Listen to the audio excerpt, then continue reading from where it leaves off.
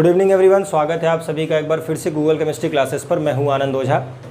जैसा कि ये लेक्चर सीरीज़ आपका basically UP board English medium, CBSE board, सभी बोर्ड्स के स्टूडेंट के लिए है, क्लास 12 के लिए। बेसिकली मैंने आपके सेकंड बुक का लगभग 3-4 चैप्टर ख़त्म कर दिए हैं। आपके सिर्फ और सिर्फ 2 टॉपिक बचेंगे, आज 2 चैप्टर बचेंगे। आज मैं जो टॉपिक पढ़ाऊँगा बेसिकली ये आपका सेमीकंडक्टर के जो 3 मोस्ट इंपॉर्टेंट टॉपिक थे, जो मैंने आपसे कहा था लास्ट वीडियो में कि उसको थोड़ा सा पढ़कर आइएगा घर से। होप आप लोगों ने पढ़ा होगा, जिन लोगों ने पढ़ा होगा उसके लिए बेस्ट, उसके लिए यहाँ पर बहुत जल्दी से अंडरस्टैंड होने वाली चीज़ें हैं। और सॉरी, जिन्होंने नहीं पढ़ा होगा उनके लिए थोड़ा सा यहाँ पर मैं समय देकर हर चीज़ को समझाऊँगा, क्योंकि इन तीनों टॉपिक में से जो मैं 3 टॉपिक आपको पढ़ाऊँगा, सोलर सेल, फोटोडायोड और एलईडी, इन तीनों में से आपके क्वेश्चंस आते हैं पेपर में। इसमें ये मत एकदम मत सोचिएगा कोई न्यूमेरिकल आपको देखने को मिलेगा, कुछ ऐसा कुछ नया टर्म देखने को मिलेगा, कुछ भी नहीं। बहुत आसान टॉपिक है, सीधा सीधा शॉर्ट नोट लिखने को आ जाता है। Write something about, write in detail about solar cell, write the principle construction working of the solar cell, directly लिखने को आता है फुल मार्क्स में, और सोलर सेल, फोटोडायोड और एलईडी पर, क्योंकि यही आपके सिलेबस में। तो तीनों में से एक आने की संभावना पूरी है। ध्यान रखिएगा, तीनों को मैं ध्यान से यहाँ पर समझाऊंगा, उसके बाद ये चैप्टर खत्म। आइए देखते हैं, समय नहीं बर्बाद करूंगा आपका। सोलर सेल के बारे में सबसे पहले डिस्कस करते हैं, क्योंकि सोलर सेल मोस्ट कह सकते हैं कि आप डोमिनेटेड टॉपिक है इस पूरे टॉपिक में। जो भी हम तीनों पढ़ेंगे उसमें सबसे ज़्यादा इंपॉर्टेंट आपका सोलर सेल ही है, क्योंकि बड़ा नया सा कॉन्सेप्ट देगा आपको। सबसे पहले सोलर सेल, अगर आपसे क्वेश्चन में पूछेगा तो आपको करना क्या है, जैसे मैं फिगर बना रहा हूँ वैसा फिगर बनाइएगा, सिर्फ जैसे मैं बना रहा हूँ वैसा ही बनाइएगा। ध्यान दीजिएगा, एक एक चीज़ मैं आपको यहाँ समझाऊँगा अच्छे से, टेंशन फ्री होकर आराम से पढ़िएगा। बस अपने नोट्स को लेकर बैठ जाइएगा और अपने कॉपी को लेकर बैठ जाइएगा, अपनी किताब को, जो भी आप लेके बैठना चाहें, ठीक है। ध्यान से देखते रहिएगा, ठीक। सबसे पहले आपको पता है कि चाहे सोलर सेल हो, चाहे जो भी डिवाइस हम यहाँ पर पढ़ेंगे सेमीकंडक्टर में, वो आपको पता है कि वो सिर्फ और सिर्फ किससे रिलेटेड होगा, पीएन जंक्शन से ऑपरेट होगा। सबसे पहले दिमाग में आपको ये रखना है। आपको सोलर सेल के बारे में समथिंग राइट या जो भी ड्रॉ करने को आएगा, सबसे पहले आपको ये फिगर बनाना है, जहाँ पर मैंने जो 3 पट्टी बनाई है, ये बेसिकली एक, ये जो तीनों पट्टियाँ हैं, इनको कंडक्टिंग मेटल प्लेट्स कहते हैं। और नीचे जो एक पूरी की पूरी स्ट्रिप लगी है एन साइड में, इसको कहते हैं what, metal plate of P type कह सकते हैं, या बेसिकली कह सकते हैं कि अगर मैं इसको एन और पी को ध्यान से देखूँ तो एन ऊपर बनेगा, पी नीचे की ओर बनेगा। ध्यान दीजिएगा, ठीक है। आप दोनों में से किसी तरीके से बना सकते हैं, उसके लिए कोई प्रॉब्लम नहीं है। ध्यान दीजिएगा, एन पी या पी एन ऐसे हम बना सकते हैं, इसमें कोई समस्या नहीं है। अब देखिए इसमें करना क्या है, ओवरऑल इसको करते क्या है, बस इसमें समझिएगा। सबसे पहले इस कंस्ट्रक्शन को समझ लीजिए, हमने यूज़ क्या क्या किया है, इसको देख लीजिएगा। सबसे पहले देखिए, सबसे पहले हमने लिया क्या है, एक पीएन जंक्शन डायोड है, आपको दिख रहा है, उसमें कोई प्रॉब्लम नहीं है। नीचे एक मेटल की स्ट्रिप लगाई, मैं यहाँ एरो लगा लिख दे रहा हूँ, मेटल स्ट्रिप, ठीक है। यानी ये जो स्ट्रिप नीचे की ओर लगी है पी साइड में, वो पूरी की पूरी एक मेटल की स्ट्रिप है, यानी एक प्लेट है पूरी की पूरी। समझ पा रहे हैं? यानी सोलर सेल को आप देखेंगे तो आपको सोलर सेल कुछ ऐसे दिखेगी, ये है सोलर सेल ओवरऑल। समझ पा रहे हैं ना, ऐसा सोलर सेल है। तो जो पी साइड है उस पर पूरा का पूरा स्ट्रिप नीचे की ओर लगा हुआ है, इसमें कोई कन्फ्यूजन मत करिएगा। पेपर में आपको यही बना के आना है, बस समझिएगा ध्यान से। अब उसके बाद ये मेटल पे क्यों करेंगे, क्योंकि बताऊँगा मैं आपको। और यहाँ पर मैंने क्या लगाया है, कंडक्टिंग स्ट्रिप्स लगाई, यानी ऊपर वाले सरफेस को मैंने किसी तरीके से मेटल से पूरा का पूरा ढका नहीं है। क्यों नहीं ढका है भाई, क्योंकि हमको यहाँ पर पढ़ना क्या है, सोलर सेल पढ़ना है। इसका मतलब सोलर से ऑपरेट होने वाला एक सेल बनाना है। समझ रहे हैं? सोलर से यानी सोलर एनर्जी से चलने वाला एक बैटरी बनाना है, या एक कह लीजिए कि एक सिस्टम बनाना है जो कि क्या करे, आपके घर में इलेक्ट्रिसिटी दे। इसका सबसे अच्छा एग्जाम्पल आप समझ कैसे सकते हैं, देखिए। जब कभी भी आप सोलर सेल देखे होंगे घर पे छतों पे, तो आपने देखा होगा एक सोलर पैनल होता है जो कि दिन भर धूप की रोशनी एब्जॉर्ब करता है, और उससे कनेक्ट होकर क्या गया रहता है, बैटरी में तार गया होता है। यानी सोलर से जो सोलर रेडिएशन आ रही है, उससे वो पैनल क्या है, वो जो ब्लैक पैनल होता है जो पड़ा रहता है ऐसे छत पे धूप में, वो पूरी की पूरी एनर्जी को क्या करता है, सोलर रेडिएशन को एब्जॉर्ब करता है। उसके अंदर यही पीएन जंक्शन लगा रहता है, पूरा बताऊंगा। एब्जॉर्ब करता है पूरे दिन की रोशनी में, एब्जॉर्ब करता है सूरज की रोशनी में, और एब्जॉर्ब करके क्या करता है, बैटरी को चार्ज करता है। और उसी बैटरी को हम इस्तेमाल करते हैं रात में, किसके लिए, जब लाइट वाइट कट जाती है तो उसके लिए किया जाता है। तो बेसिक सा कम मतलब यही है, यानी सोलर से इलेक्ट्रिसिटी कन्वर्ट करना है आपको, बस।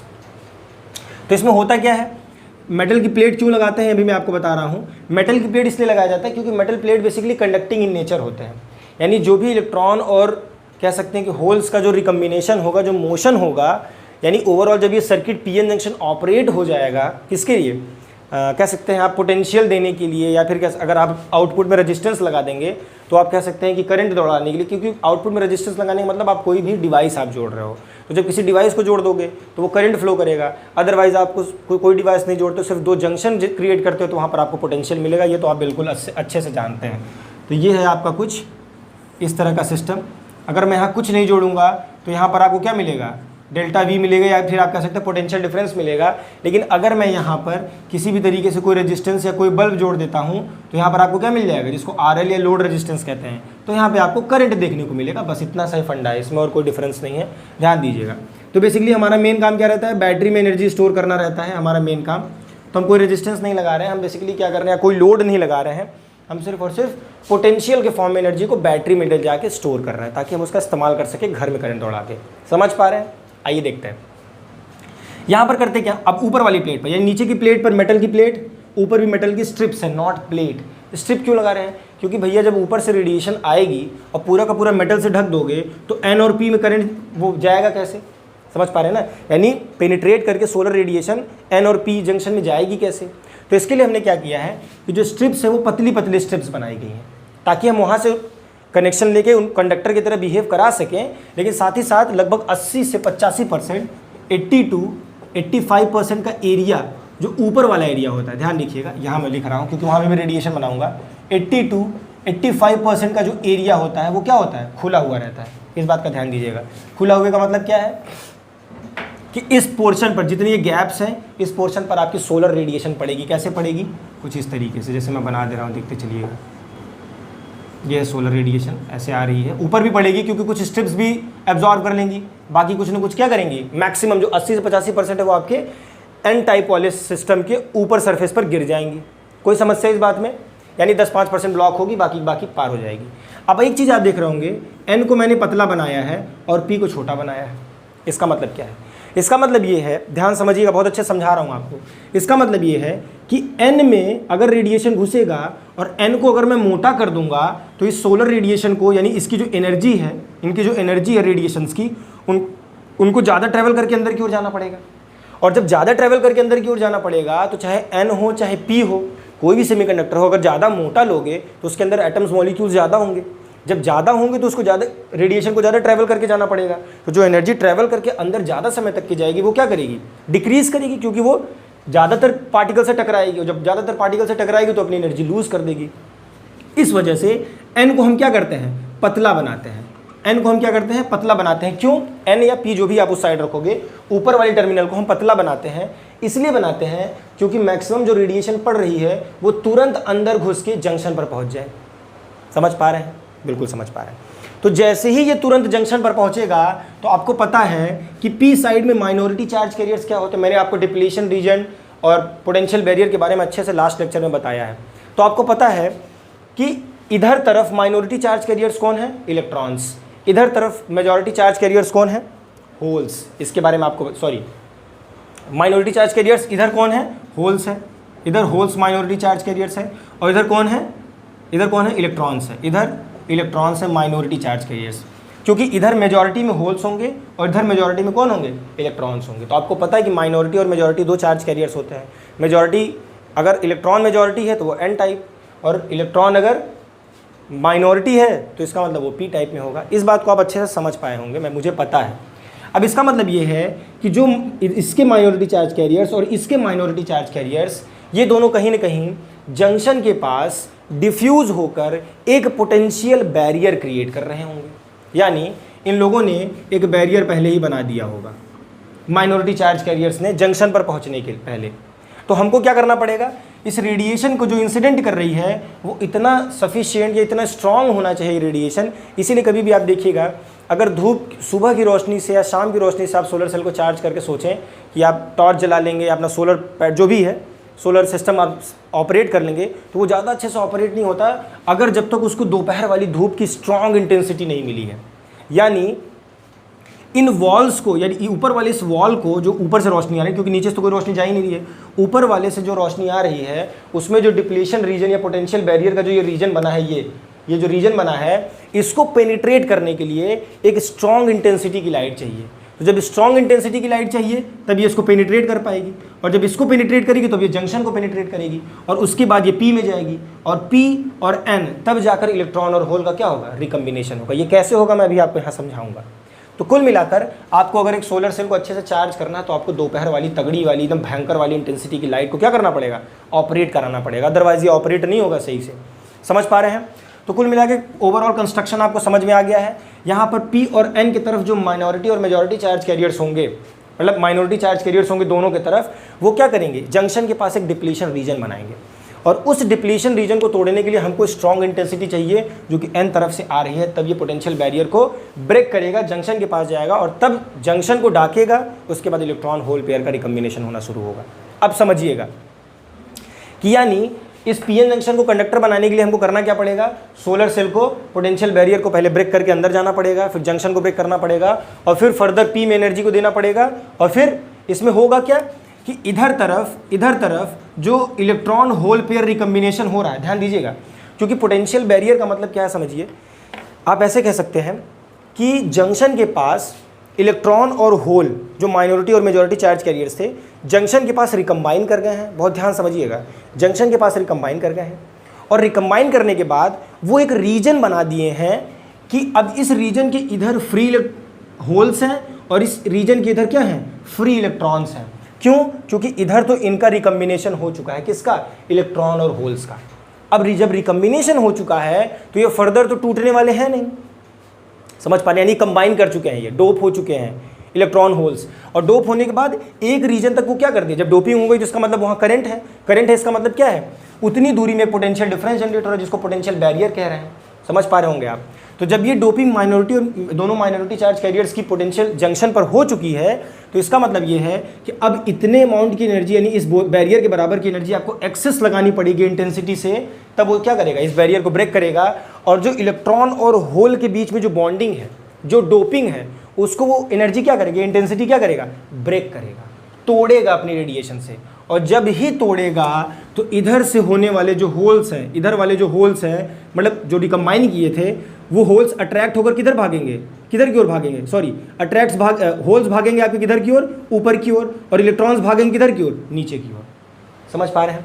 क्योंकि जब ये रिकम्बिनेशन स्ट्रॉन्ग इंटेंसिटी से टूटेगा, यानी इलेक्ट्रॉन होल पेयर की जब बॉन्डिंग टूटेगी, तो होल्स किधर भागेंगे, नेगेटिव की तरफ, और पोल क्या भागेंगे, क्या नाम है आपके, इलेक्ट्रॉन्स क्या है, पॉजिटिव की तरफ भागेंगे।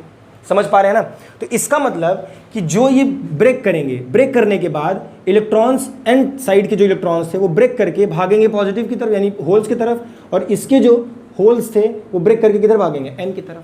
तो आपको पता है कि जब लगातार ऐसी इंटेंसिटी में दूंगा, तो जितनी ज़्यादा स्ट्रॉन्ग इंटेंसिटी लगातार दूंगा उतना ज़्यादा बॉन्ड ब्रेकिंग होगी, ये बॉन्ड्स टूटेंगे, और जितना ज़्यादा बॉन्ड टूटेगा उतना ज़्यादा क्या होगा, इलेक्ट्रॉन्स होल्स की तरफ और होल्स इलेक्ट्रॉन्स की तरफ भागेंगे। और आपको पता है कि जब इलेक्ट्रॉन और होल रिकम्बिनेशन होता है तो कंडक्टर कैसा हो जाता है, या सेमीकंडक्टर कैसा हो जाता है, वर्किंग मोड में हो जाता है, ऑपरेशनल मोड में हो जाता है, ऑपरेट करना शुरू कर देता है। और ऑपरेट करके ये पूरा का पूरा पोटेंशियल हम इन इलेक्ट्रोड्स और इन आप कह सकते हैं प्लेट्स पर क्या कर सकते हैं, स्टोर करते हैं, डिपॉजिट करते हैं। यानी आप समझिए ना, ये टंकी है, ये टंकी एक तरीके से है, तो टंकी का बेस क्या है, यानी ओवरऑल आप जहाँ से पानी सबसे ज़्यादा खींच सकते हो वो बेस से ही तो खींच सकते हो। इसमें जो पानी होगा, क्योंकि यहाँ पर तो कोई डिप्लीशन, क्योंकि डिप्लीशन रीजन तो जंक्शन तो आप देख नहीं पाओगे, तो हम क्या करेंगे, ऊपर से पाइप का कनेक्शन लेकर जाएंगे। समझ पा रहे हो क्यों? क्योंकि एन साइड का जो सबसे सेफेस्ट सरफेस है वो ऊपर वाला सरफेस है। आपको पता है कि यहाँ से मैं प्योर एन को ले सकता हूँ, यहाँ से प्योर पी को ले सकता हूँ। समझ पा रहे हैं? होप आप इस चीज़ को समझेंगे। यहाँ पे जो इलेक्ट्रॉन होल रिकम्बिनेशन हुआ था, उस इलेक्ट्रॉन होल रिकम्बिनेशन को तोड़ने के लिए आपको सन की इंटेंसिटी डालनी पड़ेगी, और सन की इंटेंसिटी उस इलेक्ट्रॉन और होल को क्या करेगा, बॉन्डिंग को ब्रेक करेगा। और जब ब्रेक करेगा तो इलेक्ट्रॉन्स भागेंगे पी की तरफ, होल्स भागेंगे एन की तरफ। तो जब भागेंगे तो इलेक्ट्रॉन्स जब भागेंगे तो क्या होंगे, इधर जो एक्सेस होल्स होंगे उनसे रिकम्बाइन करेंगे, और जब होल्स इधर से इलेक्ट्रॉन की तरफ भागेंगे तो एक्सेस जो फ्री इलेक्ट्रॉन्स थे उनकी तरफ होल्स रिकम्बाइन करेंगे।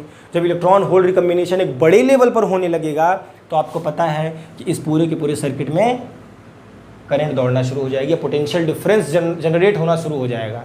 इसका मतलब ऊपर की तरफ और नीचे की तरफ से मैं वायर को ले जाकर पोटेंशियल डिफरेंस जनरेट कर सकता हूँ डेल्टा वी, और अब इस डेल्टा वी का इस्तेमाल करके मैं बैटरी चार्ज करूँ, चाहे तो इस डेल्टा वी का इस्तेमाल करके मैं एक दिन भर बल्ब जलाता रहूँ, चाहे तो इस डेल्टा वी का इस्तेमाल करके मैं एक पंखा चलाता रहूँ। यही काम है ओवरऑल सोलर सेल का। यानी जब तक इलेक्ट्रॉन और होल पेयर बनते रहेंगे, यानी बॉन्डिंग जब तक कोवेलेंट बॉन्डिंग टूटती रहेगी, तब तक आपका क्या होता रहेगा, लगातार वो चीज़, अगर बैटरी लगा है तो बैटरी चार्ज होती रहेगी, या बल्ब जला है तो लगातार बल्ब जलता रहेगा। और जैसे ही electron hole pair covalent bonding टूटना बंद हो जाएगी, वैसे ही आपका पंखा चलना बंद हो जाएगा, लाइट चलना बंद हो जाएगा, बैटरी चार्ज होना बंद हो जाएगा। तो this is all about solar cell. बस इतना अगर आप सोलर सेल में पढ़ेंगे, जैसा मैंने बताया है, इस वीडियो को ध्यान से धीरे धीरे देखिएगा। जितना मैंने समझा दिया है, वर्किंग भी मैंने बता दिया कि कैसे इंटेंसिटी पड़ेगी, जंक्शन के पास जो इलेक्ट्रॉन होल रिकम्बिनेशन उनको ब्रेक करेगी, वहाँ से जनरेट होने वाले इलेक्ट्रॉन्स पी की तरफ भागेंगे, वहाँ जनरेट होने वाले होल्स एन की तरफ भागेंगे, इलेक्ट्रॉन होल पेयर रिकम्बिनेशन होगा लार्ज लेवल पर, और जब इलेक्ट्रॉन होल का कनेक्शन होगा, कम्बिनेशन होगा लार्ज लेवल पर, तब आपको देखने को मिलेगा ओवरऑल सर्किट के अंदर करंट फ्लो करेगी या पोटेंशियल डिफरेंस जनरेट होगा। उसको हम दोनों एंड से क्या कर सकते हैं, स्टोर कर सकते हैं, बैटरी के अंदर, पंखा के अंदर, किसी की चीज़ के भी अंदर। होप इस चीज़ की बेसिक अंडरस्टैंडिंग आपको समझ में आ गई होगी। इसका स्क्रीनशॉट ले लीजिए, और जो मेरा वीडियो है उसको ध्यान से ईयरफोन लगाकर वीडियो को मद्देनजर रखते हुए एक बार ध्यान से देखेंगे तो पेपर में आप छाप डालेंगे, कोई लोड नहीं है। आगे बढ़ते हैं, देखते चलिएगा। चलिए आगे देखते हैं। सोलर सेल आपका कॉन्सेप्ट खत्म है, इसमें कुछ नहीं पढ़ना है आपको, और अगर कुछ देखने को मिलेगा तो मैं इसमें बता दूंगा। एक छोटी सी चीज़ मैं आपको और बता देता हूँ, बेसिकली जो मुझसे भी मिस हो रही थी, आपका भी ध्यान नहीं आया शायद, अगर आया होगा तो अच्छी बात है। इसका ग्राफ आता है, बेसिकली कई बार एक आध नंबर में पूछ लेता है, एक आध दो नंबर में, कि इसका ग्राफ ड्रॉ करिए और इसके ग्राफ की कुछ कैरेक्टरिस्टिक के बारे में थोड़ा बताइए। तो जो ग्राफ ड्रॉ होता है वो आपका होता है V और I के बीच में, आपको पता है वोल्टेज और I के बीच में ग्राफ ड्रॉ होगा। तो ये ग्राफ कुछ ऐसा ड्रॉ होता है, ध्यान से देखिएगा। इसको कहते हैं SIS या SC, और इसको कहते हैं क्या, V या डेल्टा V, आप जो भी कह लीजिए, V मैक्स कह लीजिए या जो भी कह लीजिए, यानी ये करंट, एक वोल्टेज आप कह सकते हैं। अब आप समझिए इसका मतलब क्या है, ये ग्राफ कहना क्या चाह रहा है। ये ग्राफ बेसिकली ये बता रहा है कि जब कभी भी हमने आउटपुट में मैक्सिमम वोल्टेज पा लिया इस सोलर सेल की मदद से, तब जो भी मैं करंट इसके अंदर फ्लो कराऊंगा, या आप ये कह सकते हैं कि जो भी करंट इसके थ्रू फ्लो होगा वो मैक्सिमम करंट क्या हो सकता है, जब इन दोनों टर्मिनल को मैं क्या कर दूं, आपस में मिला दूं। मतलब इसका ओवरऑल कहने का मतलब समझिएगा कि अगर मेरे पास V मैक्स क्या है, ज़्यादा होगा, तो उस रेशियो में जो करंट होगा, शॉर्ट सर्किट करंट होगा, वो भी ज़्यादा जनरेट होगा। बहुत सिंपल से फॉर्मूले से मैं आपको कोरिलेट करने वाला हूँ, समझ पा रहे हैं। अब आप सोचोगे सर V मैक्स या वोल्टेज या डेल्टा V जो भी आप लिखे हैं, ये ज़्यादा कैसे होगा सर, ये किस बात पे डिपेंड करे। ये तो पता है हमको कि V is directly proportional to I, यानी जैसे जैसे वोल्टेज बढ़ेगा वैसे वैसे करंट बढ़ेगा, ये तो पता है। ISC से कंफ्यूज मत होइएगा, ISC का मतलब शॉर्ट सर्किट करंट। अब शॉर्ट सर्किट करंट का मतलब ये नहीं शॉर्ट सर्किट हो जाना, शॉर्ट सर्किट का मतलब दो टर्मिनल्स को जिस डिवाइस से आप जोड़ देते हैं तो उसी को हम शॉर्ट सर्किट कनेक्शन कहते हैं, ठीक है ना, ध्यान दीजिएगा। तो इसका मतलब इसमें चाहे तो आप ये रेजिस्टेंस या कोई बल्ब लगा के जो करंट लेना है ले लीजिए, चाहे तो आप बैटरी में चार्ज को स्टोर कर लीजिए, मतलब एनर्जी को स्टोर कर लीजिए। तो जब बैटरी में एनर्जी को स्टोर करेंगे तो एनर्जी कितनी स्टोर हुई है, जितना कि डायरेक्टली एक बल्ब को कनेक्शन देकर इलेक्ट्रिसिटी दौड़ाया जा सकता था, उतना ही एनर्जी स्टोर फॉर्म में हुई है। तो जब वो एनर्जी स्टोर हुई है बैटरी में, तो उसी वोल्टेज को उतना ही करंट क्या कर सकता है, सेचुरेट करके या फिर शॉर्ट सर्किट करंट पैदा कर सकता है। समझ पा रहे हैं। लेकिन अगर यही वोल्टेज बढ़ जाए तो शॉर्ट सर्किट करंट भी क्या होगा, बढ़ जाएगा। बस यही ये ग्राफ कहता है कि अगर वोल्टेज, जितना वोल्टेज जनरेट हो रहा है, जितना वोल्टेज पैदा हो रहा है, उसी के प्रोपोर्शनेट उतना ही शॉर्ट सर्किट करंट इस डिवाइस के अंदर फ्लो करेगा। अगर हम कोई डिवाइस, अगर हम कोई एपरेटस या अगर हम कोई रेजिस्टेंस क्या कर दें, दोनों एंड पर कनेक्ट कर दें, तो जितना वोल्टेज होगा उतना ही शॉर्ट सर्किट करंट उसके अंदर फ्लो करेगा, इससे ज़्यादा और कुछ नहीं है। अगर वोल्टेज बढ़ेगा, वोल्टेज बढ़ रहा है, तो इसका मतलब क्या, शॉर्ट सर्किट करंट भी बढ़ेगा। अब आप सोचोगे सर ये वोल्टेज बढ़ेगा कैसे, ये वोल्टेज बढ़ेगा कैसे। भाई मेरे, जितना ज़्यादा इंटेंसिटी लगातार पड़ेगी, समझिएगा, यानी जितनी ज़्यादा इंटेंसिटी होगी उतना ज़्यादा कोवेलेंट बॉन्ड टूटेगा, यानी उतनी ज़्यादा बॉन्डिंग ब्रेक होगी, और जितना ज़्यादा बॉन्डिंग ब्रेक होगा उतना ज़्यादा इलेक्ट्रॉन्स और होल्स फ्री होंगे, यानी इलेक्ट्रॉन्स फ्री होकर भागेंगे P की तरफ और होल्स फ्री होकर भागेंगे N की तरफ। उतना ज़्यादा रिकम्बिनेशन होगा, और जितना ज़्यादा रिकम्बिनेशन होगा, जितना ज़्यादा कोई चीज़ रिकम्बाइन करेगी, उतना ज़्यादा क्या होगा, एनर्जी स्टोर होगा। समझ पा रहे हैं? यानी अगर इंटेंसिटी बढ़ेगी तो वोल्टेज बढ़ेगा, और वोल्टेज बढ़ेगा तो करंट बढ़ेगा। समझ पा रहे हैं? इसमें कोई दिक्कत नहीं, बस ओवरऑल यही था। स्क्रीनशॉट ले लीजिए, इससे ज़्यादा कुछ नहीं है। ये फोटो इलेक्ट्रिक इफेक्ट का कॉन्सेप्ट है कि अगर इंटेंसिटी बढ़ेगी तो वोल्टेज बढ़ेगा। इस चीज़ को हमेशा याद रखिएगा, ये मैंने बताया है, आप इस चीज़ को देखेंगे तो समझ पाएंगे फोटो इलेक्ट्रिक वाले चैप्टर में। चलिए आगे बढ़ते हैं। अगला जो टॉपिक हमारा है फोटो डायोड, वो सोलर सेल की तरह ही कॉन्सेप्ट है। उसमें बस आपको एक चीज़ ध्यान देना है, वो बहुत आसान है, दोनों ही, मतलब फोटो डायोड और सोलर सेल दोनों ही आसान है। मेरे ख्याल से सोलर सेल आपको समझ में आया होगा। अगला जो टॉपिक है वो फोटो डायोड। फोटो डायोड, ठीक है, बहुत सिंपल सा कॉन्सेप्ट है। देखिए फोटो डायोड का मतलब क्या है, इसमें आपको कुछ करना नहीं है। एक पीएन जंक्शन, आपसे पेपर में जब पूछेगा तो आपको बनाना कैसे, देखते चलिएगा। ये जंक्शन है, ठीक है, बस ये कनेक्शन आपको बनाना है। That is connection of cell या बैटरी, आप जिसको कह रहे हैं V, यहाँ पर P है और यहाँ पर N है। और ये जो लाइन में बनाऊंगा अभी डार्क, इसको ब्लू लाइन से बना दूँ तो मेरे ख्याल से आपको ज़्यादा समझ में आ जाएगा। ब्लू से अगर मैं बना देता हूँ, that is junction and these dotted lines are what, depletion region और डिप्लीशन लेयर। इस बात का ध्यान रखिएगा। तो ये हो गया आपका फोटो डायोड का कॉन्सेप्ट। ये फोटो डायोड बन गया है आपका। आपको इसमें कुछ करना नहीं है, बस इधर से कुछ रोशनी को इंसिडेंट करा दीजिए, बस, ठीक है। आप एक चीज़ देख पा रहे होंगे कि जो मैंने रोशनी इंसिडेंट कराई है, जो लाइट इंसिडेंट कराई है, फोटॉन्स जो भी मैंने इंसिडेंट कराए हैं, hν अमाउंट की एनर्जी जो इंसिडेंट कराई है, वो बेसिकली कहाँ करा रहे हैं, इस डिप्लीशन रीजन के अंदर करा रहे हैं। और इस डिप्लीशन रीजन में हमारा काम होगा इलेक्ट्रॉन और होल को जनरेट करना, यानी कह सकते हैं आप बेसिकली जो इलेक्ट्रॉन होल पेयर कॉम्बिनेशन से जो डिप्लीशन रीजन जिस पॉइंट पर बना हुआ है, वहाँ पर इलेक्ट्रॉन होल रिकम्बाइन हुए होंगे, जिनको माइनॉरिटी चार्ज कैरियर्स कहते हैं। जब रिकम्बाइन हुए होंगे तो वो क्या करेंगे, बॉन्डिंग बनाए होंगे। उस बॉन्ड को इस लाइट की इंटेंसिटी से तोड़ना है, और तोड़ने के बाद आपको क्या करना है, इसके अंदर करंट दौड़ाना है। ये बेसिकली देखेंगे आप तो ये पूरा का पूरा सोलर सेल की तरह ही है। लेकिन फोटो डायोड का काम क्या हो रहा है उसको समझिएगा। अब सोलर सेल का काम तो मेरे ख्याल से बताने की जरूरत है नहीं आपको, फोटो डायोड का काम मैं आपको बताऊंगा अभी। यहाँ पर देखिएगा, ये बेसिकली पूछ लेता है कई बार। तो फोटो डायोड में करना क्या है, सबसे पहले आपको ध्यान देना है कि पीएन जंक्शन का फिगर बनाना है, उसको एक बैटरी सेल से जोड़ना है, सेल या बैटरी से, और वो भी कैसे जोड़ना है, रिवर्स बायसिंग में। हमेशा ध्यान रखिएगा, समझिए कैसे।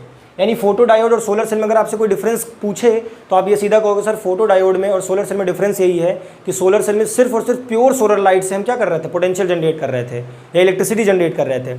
लेकिन फोटो डायोड में हम क्या कर रहे हैं, फोटॉन्स को इस्तेमाल तो कर रहे हैं, यानी एनर्जी को बाहर से इस्तेमाल तो कर रहे हैं, लेकिन उसके लिए उसके अलावा हम क्या इस्तेमाल कर रहे हैं, बैटरी का भी इस्तेमाल कर रहे हैं, सेल का भी इस्तेमाल कर रहे हैं फोटो डायोड को ऑपरेट करवाने के लिए।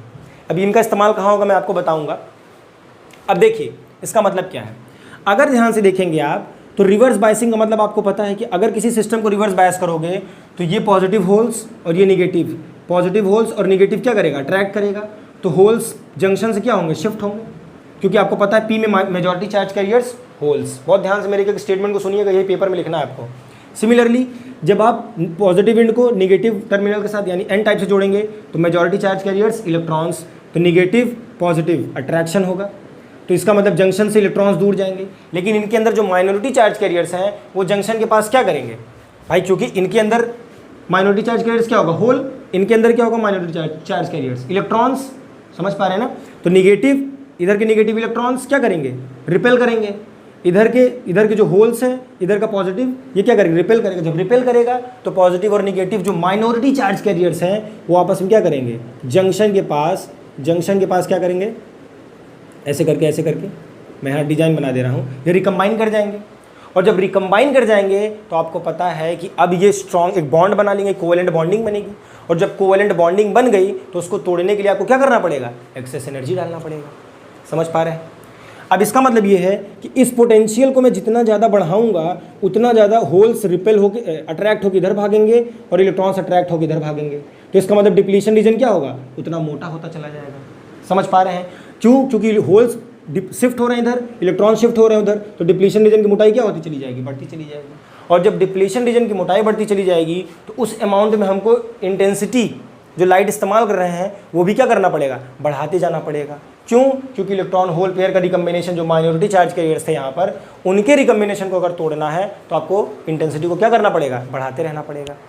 और जब इंटेंसिटी को आप बढ़ाएंगे तो यहाँ से फिर वही प्रोसेस होगा, इलेक्ट्रॉन होल्स टूटेंगे और टूटने के बाद जो पॉजिटिव होल्स हैं वो नेगेटिव की तरफ भागेंगे और जो नेगेटिव इलेक्ट्रॉन्स हैं वो पॉजिटिव की तरफ भागेंगे और ओवरऑल सर्किट के अंदर क्या होगा? एक रिकम्बिनेशन होगा और वहाँ से आपको ऑपरेटेड फोटो डायोड देखने को मिलेगा, जो कि आपको क्या बताएगा कि ये एक ऑपरेशनल स्टेट में है, ये एक ऑपरेशनल मोड में है कि अब आप इसका इस्तेमाल कर सकते हैं किसी भी तरीके से कुछ डिवाइस बनाने के लिए। इसका सबसे अच्छा एग्जांपल मैं आपको बताता हूँ।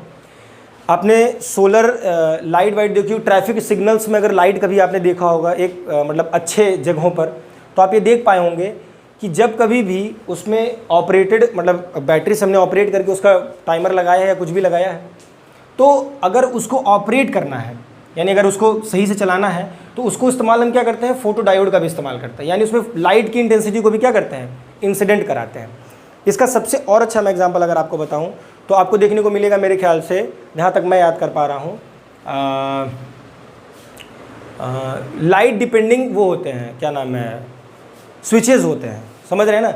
यानी इंटेंसिटी पर डिपेंड करने वाले स्विचेज़ होते हैं, उन स्विचेज़ पर ये ऑपरेट करता है। यानी किसी भी तरीके, स्विचेस का मतलब वो वाला स्विच नहीं है आपका बटन वाला स्विच, स्विचेस का मतलब बेसिकली सेंसर की तरह आप इसको कह सकते हैं। Photo diodes basically light sensing device की तरह यूज़ किए जाते हैं। आप जैसे वो स्कैनर लेते हो ना, स्कैनर, वो जो आपके बारकोड आते हैं, कंप्यूटर से जनरेटेड बारकोड्स होते हैं, उनके सामने एक लाइट, एक हम जब कभी भी आप कपड़ा लेने जाते हैं तो देखते होंगे दुकानदार उसके सामने एक स्कैनर ले आता है, टीट से आवाज़ करता है, फिर हटा देते हैं। तो वो जो स्कैनर है, वो जो डिवाइस है, वो इसी प्रिंसिपल पर काम करता है, फोटो डायोड पर ही काम करता है। समझ पा रहे हैं?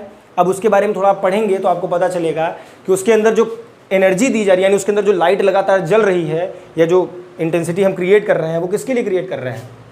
इस फोटो डायोड के लिए। समझिएगा, मतलब उस बारकोड में, कंप्यूटर जनरेटेड बारकोड में हम क्या कर रहे हैं कि लाइट को लेकर आ रहे हैं बारकोड के सामने। लाइट क्या हो रही है?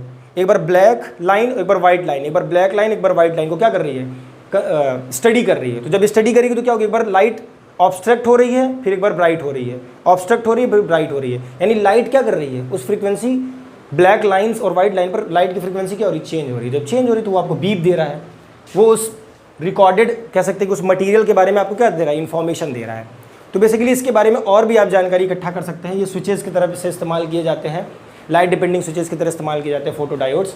तो फोटो डायोड का मतलब समझ लीजिए, एक बार मैं फिर से समझा दे रहा हूँ कि फोटो डायोड बनाने के लिए आपको क्या करना पड़ेगा? पीएन जंक्शन लिया आपने, एक सेल लगाया बाहर से, सेल कैसे, और इस पूरे पीएन जंक्शन को आपने किस में रखा? रिवर्स बायसिंग में रखा। याद रखिएगा, रिवर्स बायसिंग में।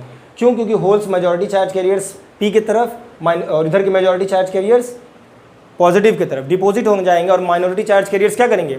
जंक्शन के पास रिकम्बाइन करेंगे और एक डिप्लीशन रीजन बनाएंगे। उस डिप्लीशन रीजन में हमको फोटॉन्स को, इंटेंसिटी को, लाइट की इंटेंसिटी को डालना है, उनके बीच की बॉन्डिंग को तोड़ना है, इलेक्ट्रॉन और होल्स को फ्री करके फिर से जो इलेक्ट्रॉन्स हैं एक तरफ भगाना है, मतलब पॉजिटिव की तरफ भगाना है, और क्या नाम, होल्स को नेगेटिव की तरफ मूव कराना, और फर्दर प्रोसेस में इनको क्या करना है? रिकम्बाइन कराना है। और जब ये रिकम्बिनेशन होना शुरू हो जाएगा तो ये पूरा का पूरा सिस्टम क्या कहा जाएगा? फोटो डायोड कहा जाएगा। बस इतना ही आपको लिख कर आना है, इससे ज़्यादा और कुछ नहीं लिख कर लाना है। आप सोचोगे सर ये क्या बता रहे हैं आप, इतना ही हो पाएगा? बिल्कुल इतना होगा, इससे ज़्यादा कुछ भी नहीं लिखना है। फोटो बस बना के यही 5, 7 लाइन, 8 लाइन लिख देंगे, फुल मार्क्स मिलेगा। आप देख लीजिएगा, फुल में 2-3 नंबर से ज़्यादा नहीं आएगा इसमें। ठीक है, आगे बढ़ते हैं। जो भी डाउट होगा बाकी आप फर्दर ग्रुप में पूछ लीजिएगा, या पूछ लीजिएगा तो मैं आपको बता दूंगा। आगे देखिए, फोटो डायोड के बाद अगला जो टॉपिक है आपका एलईडी का है। एलईडी तो एकदम सिंपल सा कॉन्सेप्ट है यार, इसको मैं ऐसे ही बता दे रहा हूँ आपको, जिसको कहते हैं light emitting diode. Light emitting diode जिसको एलईडी कहते हैं। एलईडी का बेसिक काम क्या है ऐसे समझ लीजिए आप।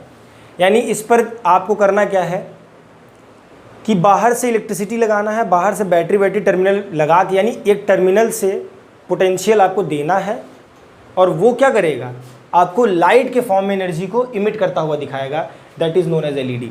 अब आप सोचो कि सर एलईडी देखे होंगे, हम बिल्कुल देखोगे, आप में से 90% लोगों ने एलईडी देखा होगा। जब कभी भी आप प्रोजेक्ट बनाते हैं तो एलईडी कुछ ऐसा दिखता है, मुझे आता है क्या आ रहा है।